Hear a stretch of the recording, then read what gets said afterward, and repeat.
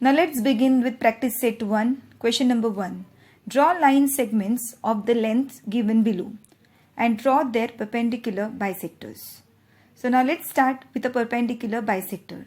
As I told you in the presentation, perpendicular bisector means it divides the segment into two equal parts. Okay, so the first segment is given 5.3 centimeter. Now the segment, when it has end point, we have to draw exact 5.3 centimeter segment with the help of scale. Now let's start with the bisection. When we are bisecting the segment, we are going to take a distance more than half. Now 5.3 centimeter, and we have to take a distance more than half, means it is surely more than 3 centimeter. Okay, so this much of distance you have to take. You can take even more distance till here, but do not take a short distance less than half.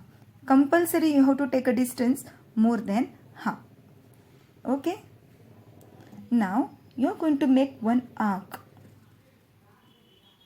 on upward direction, one on the downward direction. Do not change the distance. Keep the distance as it is. And now come to point B. Draw another arc, again upward and again downward direction. Okay. Now wherever they meet, we'll get 2 points. Join these 2 points.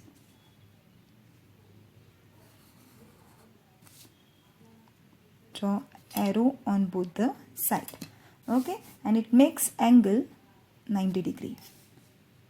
So this particular line is called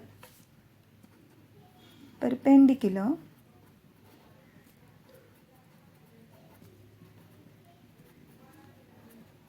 bisector. I hope you understand. So now exactly in the same way, question number 2 and question number 3, which is related to perpendicular bisector. These two you have to practice in your maths notebook. Now let's start with second question. Draw angles of the measures given below and draw their bisectors. Now student, here we are going to draw angle bisector. To draw angle, we have to use the protractor. Okay, we have to put it at angle B, and then we have to see where is 105 degree angle. So 105 degree angle between 100 and 110. Okay, now let's begin with the angle bisection. Again you have to take a span of distance. Do not take such a big distance or very small distance. Take a convenient distance. Draw one arc on ray BA. Do not change the distance. Keep the distance as it is. And now draw another arc on ray BC. Okay. Now in the next step, again you have to keep the distance as it is. Now keep this pointed end here at this point. You can give name to this two arc. This is point P and point Q.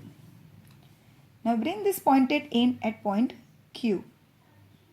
Do not change the distance. Keep it as it is. And now draw one arc inside the angle.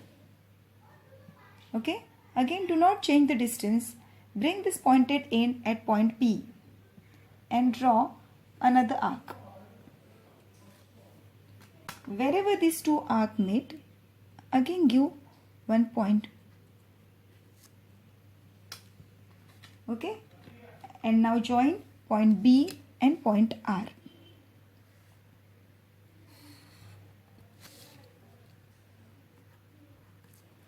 So now this ray BR, what we got, is an angle bisector.